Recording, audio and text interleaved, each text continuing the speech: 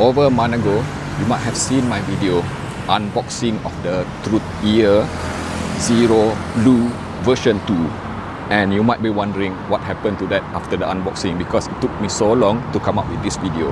Well, simply put, I was informed by ShenzhenAudio that Truthear decided to do final changes before they release it. So I was told to hold any kind of review, and they sent me finally this production unit of Zero 2.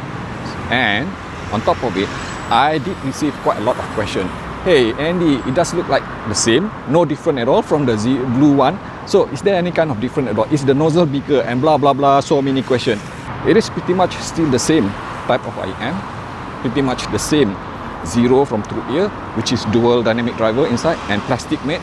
And yes, they indeed have some differences despite the similarity with the design itself, the build itself. It is thinner by 1 mm, because what I have done is that I have lined up all three of them side by side, blue 1, red and also blue 2, and both red and also blue 2 was thinner by 1 mm. It is also lighter by 1 gram, the nozzle itself, which is the most important part, because so many people were wondering.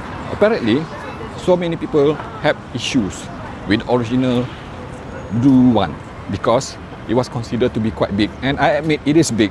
It is at around, the diameter itself at around 6 mm, and the length itself is also 6 mm. And this one here is just 5.5 mm. 0.5 mm only different, but it does make a difference. And also the red pretty much similar to the blue one, which is also 6 mm. Having smaller nozzle means that you're gonna have something which is, let's say, I would consider as smaller bore ear tips. So which means that the two ear tips which is included, the silicone ear tip and also the foam tips, now comes with the kind of build which I would consider as an improvement.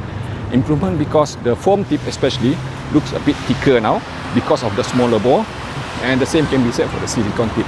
If you have issue with huge nozzle, and I would consider 6 mm kind of a bit big, blue 2 comes with 5.5. So it is a lot more adaptable to many type of ears. People with smaller ear cavity will not have any issue, and it improves comfort because you're gonna get ear tips, especially the foam ear tip, being denser and thicker. And being denser and thicker also means that this thing now would be definitely more comfortable. I can guarantee you, you will not feel it after the mark of 1 hour. It is so extremely lightweight, it is so extremely comfortable, especially with the foam tips. It does seal really well, especially if you use the foam tip, but not so much when you use the silicone tip. Even with just 0.5 mm smaller nozzle, it is definitely a lot more user-friendly now.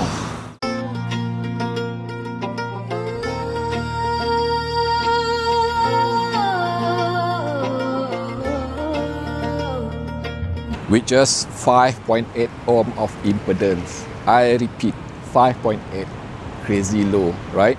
And sensitivity at around 119.5 dB, almost 120 dB. You can expect this blue 2 here to be super easy to drive, super efficient. So let's just get a bit of perspective comparing it against the other Truthear Zero. For example, the blue one was rated at around 10 ohm, just under 11 ohm, with 170 dB of sensitivity.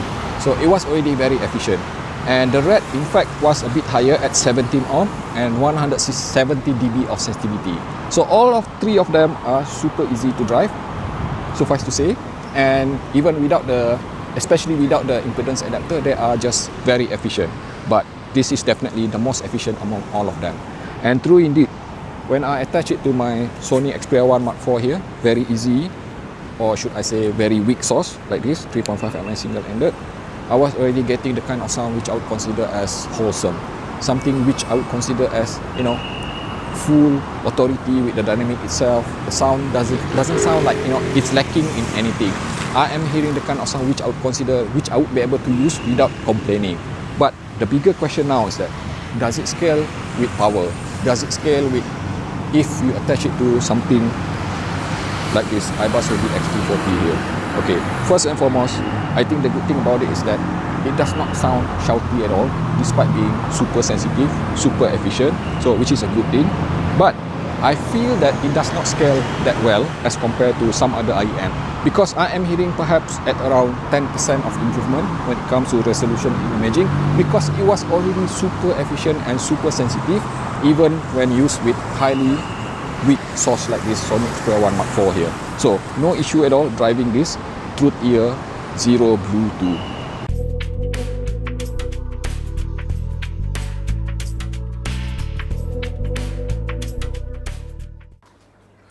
I have all three of them lined up here, side by side.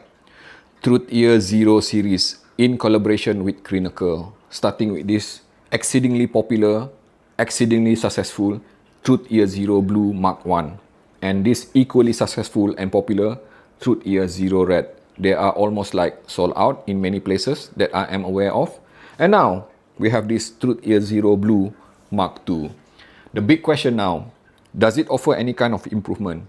Is it an upgrade? Especially if you already have these two excellent Truthear Zero here. Let's talk about it. Let's talk about the common thing first before we talk about the differences. We are talking about Crinacle here. Crinacle, the guru, the master when it comes to sound tuning, sound frequency, you name it. He has been in this game for ages, much longer than most other people.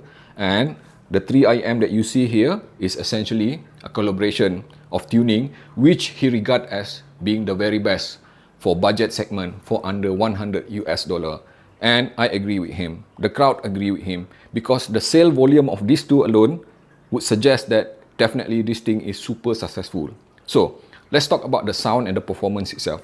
How do they sound? Essentially, this Zero Blue 2 is still the very same kind of tuning you can expect from Crinacle, with some differences, significant differences, which I will touch a bit more later.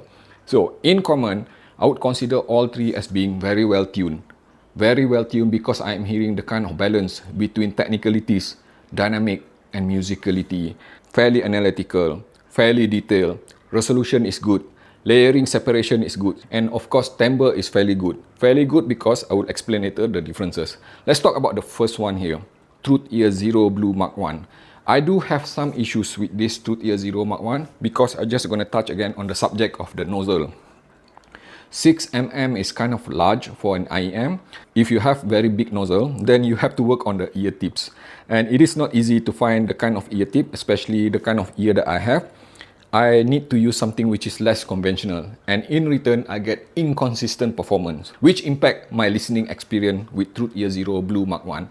And also, in general, I would consider that this Truthear Zero Blue Mark I, the tuning itself kind of a bit Harman inspired, because earlier on, Crinacle has been known to favor a bit on that, Harman style kind of tuning, which means that you can find the mid-range, especially the mid-range, kind of a bit subdued, kind of a bit distant. The placement of the instrument, the vocals and everything, as compared to the other two, kind of a bit far off, further away from the listener. And the kind of lower frequency where the mid-range itself, it lacks the punch and the rumble. But that thing is fixed with the appearance of Truthear Zero Red. It does appear a bit more engaging, a bit more fuller bodied now with the entire frequency range, and a bit more energetic as well. And a bit brighter as well, just slightly brighter and slightly more bassy, and it is also a bit more colored. So which means that it is even less neutral sounding as compared to this Truthear Zero Blue Mark I. Now, the question is, how does this Zero Blue Mark II improve upon the other two? It offers maturity. Maturity in the way it presents the sound, the dynamic transient, the flow of the sound itself, the pace, rhythm and timing. It sounded more like an IEM which is priced higher than $100. Yes, I am not joking. I am talking about the kind of sound which I am hearing from the likes of High Senior Mega 5 EST or even Let's Shure Cadenza 4. That kind of maturity. And the next one, the timbre. I absolutely love the timbre presentation of this Truthear Zero Blue Mark II, because I think one of the key improvement which Crinacle has been focusing to improve from the previous iteration of this two is that the timbre itself. Because I do admit, especially with this zero red, a bit digital sounding, as how I would put it, less analog sounding. It does not, sound, let's say, natural enough to my taste, to my hearing. But this one here, it sounded natural, organic, Sennheiser HD 600 kind of natural, organic touch to the sound itself. And I absolutely love it. And all three of them, definitely non-fatiguing. You can expect that from all three of them. It is energetic, all three of them, but they are not in any way I would consider as being offensive, especially this Bluetooth here. I'm talking about the upper mid-range, the segment of the upper mid-range. It is a bit more pronounced now, the presentation of the mid-range itself, especially when it comes to vocal, male and female, and the instrument, as compared especially to this Zero Blue Mark I or even Zero Red.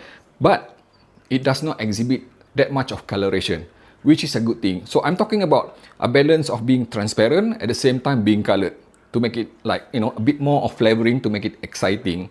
And the lower frequency, I love the fact that Truthear Zero Blue 2 offer better balance in the lower frequency now, with mid-bass, with sub-bass, as compared to, especially with the Zero Blue Mark I, because Zero Blue Mark I kind of a bit focused too much on the sub-bass, but not so much on the mid-bass. And Zero Red here focus a bit more on mid-bass rather than the sub-bass, but it is still strong, much stronger than these two. But this one, more natural sounding. Again, the keyword here is natural, organic, and the timbre itself is just being realistic. As for the rest of the technical aspect, Zero Blue 2 and Zero Red already share equal footing when it comes to the quality and the performance of technicalities, other than the soundstage, of course. And Zero Red is in fact a bit more holographic as compared to this Zero Blue Mark II.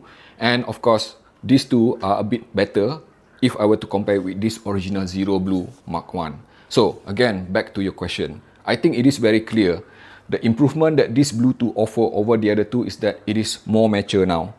It is also better balanced with the timbre itself, especially with the organic sound that it offers. I absolutely love it.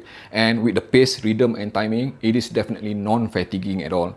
I can listen to this all day long without any element of fatigue coming from the sound itself. If you're looking for something which is non-fatiguing, definitely Zero Blue 2 improve upon what was already non-fatiguing IEM from these two here. So, should you go for it, it is an upgrade, then my answer is yes.